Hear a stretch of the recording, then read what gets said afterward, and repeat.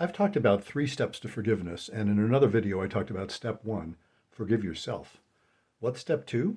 It's to forgive the one who betrayed you. How do you do that? How can you let go of the anger when you think about what they did? Well, you can't until you're ready. If you're still being hurt, the anger you feel is letting you know you need to get out of the situation. But if you're no longer being hurt, the anger is just oppressing you. As Anne Lamott said, to not forgive is like drinking rat poison and waiting for the rat to die. You want to get the poison out of you so you can think about how to deal with the rat. So, how do you do that? Well, what did it take to forgive yourself? To forgive yourself, you had to recognize that you were doing the best you could under the circumstances.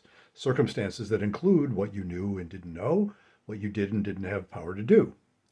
To forgive the one who betrayed you, it's the same idea. When you can accept that they were also doing the best they could under the circumstances, you've forgiven them. How can that be?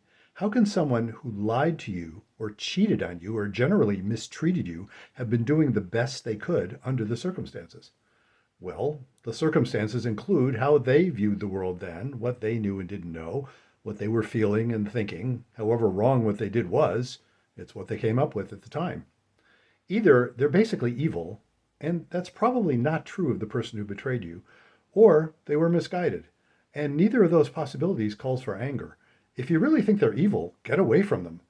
And if not, if you know they're basically decent and nevertheless did something that hurt you, then maybe you can extend them the same compassion you give yourself. You were both doing the best you could under the circumstances. Notice that forgiving them doesn't mean you'll trust them or decide to stay with them, but it means you can get the poison out of you.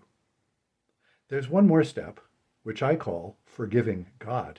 That's the topic of my next video. Follow me and watch for more videos and check out my book, Betrayal and Forgiveness.